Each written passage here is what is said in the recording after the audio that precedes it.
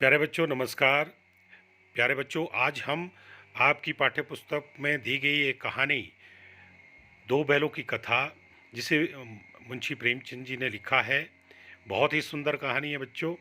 इसमें आदमी और पशुओं के बीच में किस प्रकार का संतुलन होता है, किस प्रकार से वो पशु एक दूसरे की मन की बात को समझ लेते हैं, और किस प्रकार पशु भी प्रेम और घृणा की भाषा को वो समझते हैं, और जिससे वो प्रेम करते हैं, किस प्रकार से वो उनके साथ रहना चाहते हैं।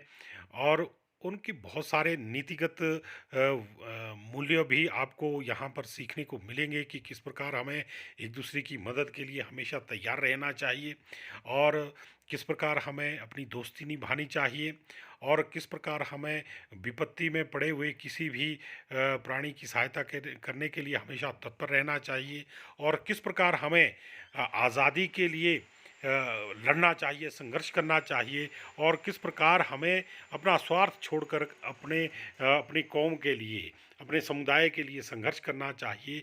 ये सभी चीज़ें आप इस पाठ के प्रश्नों के माध्यम से सीख पाएंगे। आज हम इस पाठ के प्रश्नों के उत्तर ही आपको बताने वाले हैं। आप इनको ठीक से सुनिएगा और बने रहिएगा। पहला प्रश्न है, कांजी हाउस में पशुओं की हाजिरी क्यों ली जाती होगी? इसके उत्तर में बच्चों लिखेंगे हम, कांजी हाउस में कैद पशुओं की हाजिरी इसलिए ली जाती होगी ताकि कैद पशुओं की संख्या का पता चल सके और पता लगाया जा सके कि उनमें से कोई भाग तो नहीं गया या फिर मर तो नहीं गया। फिर दूसरा प्रश्न है, छोटी बच्ची को बैलों के प्रति प्रेम क्यों उमड़ आया? जब वो आती थी ना बच्चों, उसके पास, उन बैलों के पास आती थी, उनको रोटी दे जाती थी शाम को, तो ऐसा क्यों हुआ होगा कि छोटी बच्ची को बैलों के प्रति प्रेम उमड़ आया? इसके उत्तर में बच्चों हम लिखेंगे, छोटी बच्ची की माँ मर चुकी थी बच्चों। जैसा आपने कहानी में पढ़ा है, उसकी माँ मर चुकी थी। वह माँ के बिछुड़ने का दर्द जानती थी, इसलिए जब उसने हीरा मोती की व्यथा देखी, उनकी दशा देखी, तो उसके मन में उनके प्रति प्रेम उमड़ आया।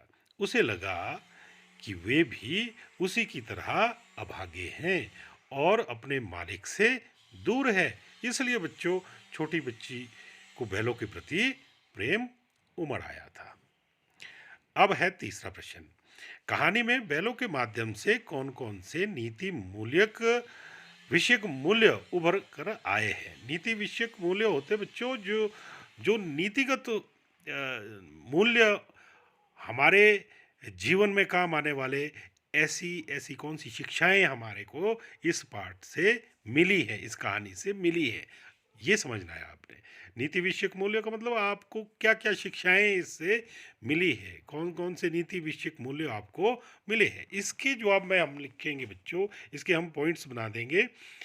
जैसे, इस कहानी के माध्यम से निम्नलिखित नीति विषयक मूल्य उभर कर सामने आए हैं। नंबर एक, विपत्ति के समय हमेशा मित्र की सहायता करनी चाहिए। जैसे आपने देखा, बैल एक दूसरे की सहायता करते थे जब वो विपत्ति में पड़ा। एक बार वो बैल कीचड़ वाले खेत में फंस गया था, एक तो दूसरे ने उसका इंतज़ार करना चाहा, लेकिन उतने में वो वहाँ उसका मालिक, खेत का मालिक आ गया, और वो जब एक पकड़ा गया तो दूसरा भी वहाँ पर खड़ा रहा और उसका साथ दिया। इसी प्रकार कांजी हौस से भी जब वो भागने की कोशिश कर रहे थे, तो एक बंधा हुआ था, एक भाग सकता था, लेकिन वो वहाँ पर टिका रहा। कहने का मतलब है, हमारे को क्या शिक्षा मिली कि विपत्ति के समय हमेशा मित्र की सहायता करनी चाहिए। और दूसरा मूल्य क्या समझ में आया बच्चों हमारे? दूसरा ये कि आज़ादी के लिए हमेशा सजग एवं संघर्षरत रहना चाहिए। जिस प्रकार बैलों ने संघर्ष नहीं छोड़ा आज़ादी प्राप्त करने के, जब वो कांजी हाउस में बंद थे तो उन्होंने संघर्ष नहीं छोड़ा आज़ाद होने के लिए। न ही जब वो गया के घर में थे तब भी उन्होंने प्रयास किया भागने का, वहाँ से आज़ाद होने का। कांजी हाउस से भी प्रयास करते रहे। उसी प्रकार मनुष्यों को भी ये शिक्षा मिलती है कि हमें आज़ादी के लिए हमेशा संघर्षरत रहना चाहिए। अपने समुदाय के प्रति, तीसरा पॉइंट है, अपने समुदाय के लिए अपने हितों का त्याग करने के लिए तैयार रहना चाहिए। जो हमारा समुदाय होता है, हमारी कम्युनिटी होती है, उसके उसके हितों उसके लिए क्या है, अपने हितों का त्याग करके तो उसके हित की रक्षा करने के लिए हमेशा तैयार रहना चाहिए। तो कहने का मतलब ये है बच्चों, जब जिस प्रकार बैलों ने क्या किया, अपने हित का त्याग कर दिया, लेकिन उन्होंने बाकी जो पशु थे वहाँ काजी हौस से भगा दिए। ठीक है, उसी प्रकार क्योंकि वो उनकी कौम के थे, पशु ही थे, पशु बरादरी के थे ना, तो उन्होंने अपनी कौम की रक्षा के लिए, कौम के हित के लिए, अपने समुदाय के हित के लिए अपने हितों का त्याग कर दिया था। उसी प्रकार हमें भी अपने हितों का त्याग अपने समुदाय के लिए करना पड़े तो हमें पीछे नहीं हटना चाहिए। चौथा पॉइंट है बच्चों, आखिरी पॉइंट देते हैं। वैसे तो बहुत सारे नीति विषयक मूल्य उभर कर आएंगे, लेकिन यहाँ पर 4 ही देंगे तो भी काफ़ी है। चौथा है, आज़ादी बहुत बड़ा मूल्य है बच्चों। क्या है, इसके लिए बहुत बड़ा मूल्य हो क्या। अब हमने जब आज़ादी प्राप्त की, हमारे देश ने ना जाने कितनों ने अपना बलिदान दिया है, अपने प्राणों को न्यौछावर किया है, तो इसका बहुत बड़ा मूल्य होता है। इसे पाने के लिए मनुष्य को बड़े से बड़ा कष्ट उठाने के लिए हमेशा तैयार रहना चाहिए। इस प्रकार के नीति विषयक मूल्य है। आपको अगर कोई और भी इसमें मूल्य नज़र आता है, आप इसमें जोड़ सकते हैं। अब है चौथा प्रश्न बच्चों। प्रस्तुत कहानी में प्रेमचंद ने गधे की किन स्वाभाविक विशेषताओं के आधार पर उसके प्रति रूढ़ अर्थ मूर्ख का प्रयोग न कर किसी नए अर्थ की ओर संकेत किया है। इसके उत्तर में लिखेंगे बच्चों, प्रेमचंद ने गधे की सहनशीलता, सीधेपन, क्रोध न करने, हानि लाभ, सुख दुख इत्यादि अनेक परिस्थितियों में एक समान रहने के गुणों के आधार पर उसे बेवकूफ के स्थान पर संत स्वभाव का प्राणी करार दिया है, जो बहुत अधिक सीधेपन के कारण सम्मान के पात्र पात्र नहीं समझा जाता। इसमें सामान के पत्र लिखा है बच्चों, ये प्रिंट की मिस्टेक है। सम्मान की जगह सामान लिखा है और पात्र की जगह पत्र लिखा है, तो आपने इसको दुरुस्त कर देना। तो इसलिए उसको उसके सीधेपन के कारण उसको सम्मान का पात्र नहीं समझा जाता। प्रेमचंद जी का कहने का मतलब ये है कि जो सीधा होता है उसका सम्मान नहीं होता। ठीक उसी प्रकार जैसे जानवरों में गधा बिल्कुल सीधा होता है, इसलिए उसको परले दर्जे का बेवकूफ़ समझा जाता है। तो उसी प्रकार मनुष्यों पर भी ये बात चरितार्थ होती है कि जो मनुष्य सीधा रहता है उसको कोई सम्मान नहीं देता। पांचवा प्रश्न है बच्चों, किन घटनाओं से पता चलता है कि हीरा और मोती में गहरी दोस्ती थी। किन घटनाओं से पता चलता है कि गहरी दोस्ती थी उन दोनों बैलों में। हीरा और मोती दोनों बैलों में गहरी दोस्ती थी। कहानी के आधार पर या कुछ प्रसंगों के माध्यम से यह बात हमें स्पष्ट मालूम पड़ती है। तो बच्चों, इसके कुछ बिंदु मैं आपके सामने प्रस्तुत कर रहा हूँ कि किस बात से पता चलता था कि उनकी दोस्ती थी। एक तो ये कि दोनों एक दूसरे को चाट कर या सूंघ कर अपना अपना प्रेम प्रकट करते थे। ठीक है बच्चों। दूसरा, जब ये दोनों बैल हल या गाड़ी में जोते जाते थे तो दोनों ज़्यादा से ज़्यादा बोझ स्वयं झेल कर दूसरे को कम बोझ देने की चेष्टा उनकी रहती थी। ये सोचता था एक बैल की भाई मेरे ऊपर ही ज़्यादा, मैं ही ज़्यादा जोर लगाऊं, दूसरा भी ये सोचता था कि मैं ज़्यादा जोर लगाऊं। तो इस प्रकार से उनकी दोस्ती प्रकट होती है। तीसरी बात, नांद में खली भूसा पड़ जाने के बाद दोनों साथ ही नांद में मुंह डालते थे और साथ ही निकालते थे और साथ ही बैठते थे, सोते थे। ठीक है, एक के मुंह हटा लेने पर दूसरा भी वो हटा लेता था। ठीक है बच्चों। अब अगला पॉइंट है, जब कुछ लोगों ने खेत से पकड़ कर ले जाने के लिए दोनों बैलों को घेर लिया था, तब हीरा निकल गया परंतु मोती के पकड़े जाने पर वह भी बंधक बनने के लिए स्वयं को वहां पर लौटकर आ गया। अगला पॉइंट है, काजी हौस की दीवार के टूटने पर जब हीरा ने भागने से मना कर दिया तो अवसर होने के कारण के बावजूद भी मोती उसे छोड़कर नहीं भागा। तो इन सब घटनाओं के माध्यम से हमें यह मालूम पड़ता है कि उनमें कितनी दोस्ती थी। छठा प्रश्न है बच्चों, लेकिन औरत जात पर सींग चलाना मना है, यह भूल जाते हो।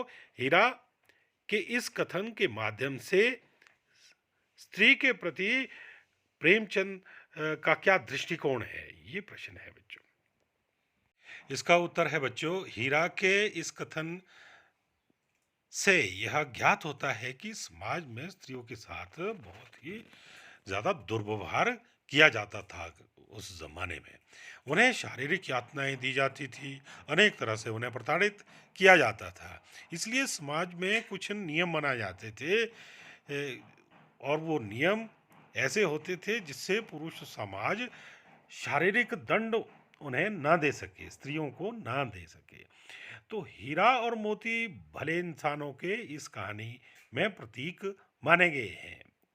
मुंशी प्रेमचंद जी का ये प्रयास है कि हीरा और मोती को उन्होंने यहाँ पर एक भले इंसान के प्रतीक के तौर पर इस कथन में उजागर किया है।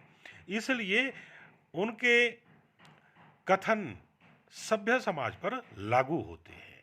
जो हीरा ने कथन कहा है वो एक सभ्य समाज पर लागू होता है। असभ्य समाज में स्त्रियों की प्रताड़ना होती रहती थी। इससे ये भी उजागर होता है कि उस समय असभ्य समाज में स्त्रियों की प्रताड़ना होती रहती थी। अगला प्रश्न बच्चों, सातवां, किसान जीवन वाले समाज में पशु और मनुष्यों के आपसी संबंधों को कहानी में किस तरह व्यक्त किया गया है। तो बच्चों, प्रेमचंद ने किसान जीवन में मनुष्य तथा पशु के भावनात्मक संबंधों को हीरा और मोती दो बैलों के माध्यम से व्यक्त किया है। भावनात्मक संबंध भी होते हैं मनुष्य और पशुओं में। हीरा और मोती दोनों झुरी नामक एक व्यक्ति के बैल है जो अपने बैलों से अत्यंत प्रेम करता है, और इसी प्रेम के वशीभूत होकर हीरा और मोती अपने मालिक झुरी को छोड़कर कहीं और नहीं रहना चाहते। वो झुरी के पास ही रहना चाहते क्योंकि उन्हें भी प्रेमचंद से प्रेम उससे झुरी से प्रेम है। इससे यह स्पष्ट है कि पशु भी स्नेह का भूखा होता है बच्चों। प्रेम पाने से वे भी प्रेम व्यक्त करते हैं, और क्रोध तथा अपमान पाकर वे भी असंतुष्ट हो जाते हैं, और कई बार वो क्रोध भी कर देते हैं। तो अब अगला प्रश्न है, आठवां प्रश्न। इतना तो हो ही गया कि 9-10 प्राणियों की जान बच गई, वे सब तो आशीर्वाद देंगे। मोती के इस कथन के आलोक में उसकी विशेषताएं बताइए। इसकी क्या विशेषताएं हुई जो ये कथन कहा यहाँ पर मोती ने। तो मोती के इस कथन से उनकी दो विशेषताएं यहाँ पर उभर कर मैं आपको बताता हूँ कि कौन कौन सी आई है। नंबर एक, वह आशावादी है। कौन? मोती। वह आशावादी है क्योंकि उसे अभी भी यह विश्वास है कि वह उस कैद से मुक्त हो सकता है। नंबर दो, वह स्वार्थी नहीं है। स्वयं भागने के बजाय उसने अन्य सभी जानवरों को सबसे पहले भगाने का मौका दिया, और कईयों को तो जबरदस्ती भगाया बच्चों। आपने देखा कि जो नहीं जा रहा था, गधे नहीं जा रहे थे, उसने सींग मार मार के उनको उस भाड़े से बाहर भगा दिया, उस कांजी हाउस से बाहर भगा दिया, और उनकी जान बच गई। तो इस तरह से उनके क्या स्वार्थी न होने का पता चलता है। अगला प्रश्न है बच्चों, आशय स्पष्ट करने का। आशय स्पष्ट करने का मतलब होता है कि जो कुछ कहा गया है उसका सही अर्थ क्या है। कई बार ऐसा होता है कि कहा कुछ और जाता है लेकिन उसका अर्थ कुछ अलग निकलता, वास्तविक अर्थ। ठीक है, इसमें पहला प्रश्न है को, अवश्य ही उनमें कोई ऐसी गुप्त शक्ति थी जिससे जीवों में श्रेष्ठता का दावा करने वाला मनुष्य वंचित है। अब ऐसी कौन सी शक्ति थी उन दो बैलों में, ये पता करना है। हीरा और मोती बिना कोई वचन कहे एक दूसरे के मन की बात समझ लेते थे। ये हमारे को कहानी से मालूम हो गया। प्रायः वे एक दूसरे से स्नेह की बातें सोचा करते थे। यद्यपि मनुष्य मनुष्य स्वयं को सब प्राणियों से क्या मानता है, श्रेष्ठ मानता है, किंतु उसमें भी ये शक्ति नहीं है। एक दूसरे के मन की बात को समझने की इतनी ज्यादा शक्ति नहीं है जितनी उन दो बैलों में थी। ये कहने का इसका आशय है। दूसरा है खौ। उस एक रोटी से उनकी भूख तो क्या शांत होती, पर दोनों के हृदय को मानो भोजन मिल गया हो। इसका आशय स्पष्ट करना है। इसमें लेखक का कहने का मंतव्य क्या है उसका, ये स्पष्ट करना है। तो इसमें इसके आलोक में हम कहेंगे बच्चों, हीरा और मोती गया के घर बंधे हुए थे। ठीक है, ये आपको मालूम है। गया ने उनके साथ अपमानपूर्ण या बहुत ही क्रूरतापूर्ण व्यवहार किया था, इसलिए वे दुखी थे, क्षुब्ध थे, नाराज थे। परंतु तभी एक नन्ही लड़की ने आकर उन्हें एक रोटी ला दी। जब वो क्षुब्ध थे, दुखी थे, तब ऐसे में एक छोटी सी बच्ची आई और उनको रोटी दे दी। उस रोटी से उनका पेट तो नहीं भर सकता था, क्योंकि बैल का पेट आपको मालूम है कितना खाता है वो। ठीक है, एक रोटी से क्या फर्क पड़ जाएगा उससे, रोटी, एक रोटी से पेट तो क्या भरेगा, परंतु उसे खाकर उसका हृदय जरूर तृप्त हो गया। उन्होंने बालिका के प्रेम का अनुभव कर लिया और प्रसन्न हो गए। तो बच्चों, ये एक मनोवृत्ति जो थी उनकी, उस पर एक बड़ा ही सकारात्मक प्रभाव पड़ा। वो प्रेम से मुग्ध हो गए, उस बच्ची के प्रेम से, इसलिए वो तृप्त हो गए, प्रसन्न हो गए। अब 10वां प्रश्न है, गया ने हीरा मोती को दोनों बार सूखा भूसा खाने के लिए दिया, क्योंकि। अब 4 ऑप्शन है इसमें दिए हुए। गया प्राय बैलों पर अधिक खर्च नहीं करना चाहता था। दूसरा, गरीबी के कारण खली आदि खरीदना उसके बस की बात न थी। तीसरा, वह हीरा मोती के व्यवहार से दुखी था। चौथा, उसे खली आदि सामग्री की जानकारी नहीं थी। तो इसमें आपने गौ वाला चाटना बच्चों, वह हीरा मोती के व्यवहार से बहुत दुखी था। अब है रचना और अभिव्यक्ति वाले प्रश्न। हीरा और मोती ने शोषण के खिलाफ आवाज उठाई, लेकिन उसके लिए प्रताड़ना भी सही। हीरा मोती की इस प्रतिक्रिया पर तर्क सहित अपने विचार प्रकट करें। इसमें आपने अपने विचार रखने बच्चों। हीरा और मोती शोषण के विरुद्ध है। वे हर शोषण के विरुद्ध आवाज उठा रहे हैं। उन्होंने झूरी के सामने गया का विरोध किया तो खली और भूसा सूखा खाया और डंडे भी खाए। फिर काजी हाउस में अन्याय का विरोध किया और बंधन में पड़े। मेरे विचार से उन्होंने शोषण का विरोध करके ठीक किया, क्योंकि शोषित होकर जीने का लाभ नहीं है। शोषित को भय और यातना के सिवा कुछ भी प्राप्त नहीं होता। प्रश्न नंबर 12, क्या आपको लगता है कि यह कहानी ज़्यादा आज़ादी की कहानी की ओर भी संकेत करती है? तो इसके उत्तर में लिखेंगे, प्रेमचंद स्वतंत्रता पूर्व लेखक है। स्वतंत्रता के पूर्व से वो लिखा करते थे। उनकी रचनाओं में भी उनका प्रभाव देखा गया है। दो बैलों की कथा नामक कहानी भी इससे अछूती नहीं है। मनुष्य हो या पशु, पराधीन किसी को भी नहीं रहना होता है। सभी स्वतंत्रता चाहते हैं। प्रस्तुत कहानी की कथा वस्तु भी इन्हीं मनोविचार पर आधारित है। प्रेमचंद ने अंग्रेजों द्वारा भारतीयों पर किए गए अत्याचारों को मनुष्य और पशु के माध्यम से व्यक्त किया है। इस कहानी में उन्होंने यह भी कहा है कि स्वतंत्रता सहज में प्राप्त नहीं होती, उसके लिए बहुत कुछ संघर्ष करना पड़ता है। जिस प्रकार अंग्रेजों के अत्याचार से पीड़ित जनता ने अपना क्षोभ विद्रोह के रूप में व्यक्त किया था, उसी प्रकार बैलों का यहाँ पर आपको आक्रोश देखने को मिला। इस प्रकार अप्रत्यक्ष रूप से यह कहानी आज़ादी की भावना से जुड़ी हुई है। अगला प्रश्न है बच्चा 13वां, बस इतना ही काफ़ी है। फिर मैं भी जोर लगाता हूँ। इसमें ही और भी जो है वो निपात कहे जाते हैं बच्चों, क्योंकि ये किसी विशेष शब्द पर बल देते हैं। तो ऐसे या विशेष कथन पर बल देते हैं, विशेष बात पर जोर देते हैं। तो ऐसे आपने कहानी में से कुछ शब्द छाँटने हैं जहाँ पर इस प्रकार का प्रयोग किया गया है, ही और भी का प्रयोग किया गया है। मैंने भी इसमें दिए हुए हैं, आप इसमें से भी लिख सकते हैं, अन्यथा आप अब स्वयं भी पाठ में से ढूँढ सकते हैं बच्चों। अगले प्रश्न है बच्चे 14वां है कि रचना के आधार पर वाक्य के भेद बताइए तथा उपवाक्य छांटकर उसके भी भेद लिखिए। तो इसका हम जब व्याकरण का कोई वीडियो बनाएंगे रचना के आधार पर वाक्यों के भेद, तब विस्तार में इसको समझेंगे। अभी आपने ये लिख लेने हैं जैसे यहाँ पर दिए गए हैं।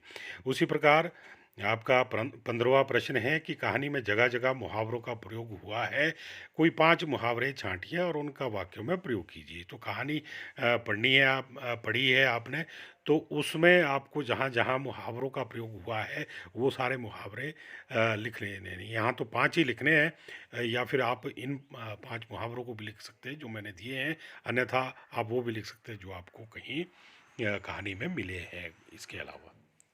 तो बच्चों ये हो गए हमारे अभ्यास के सभी प्रश्न हो गए।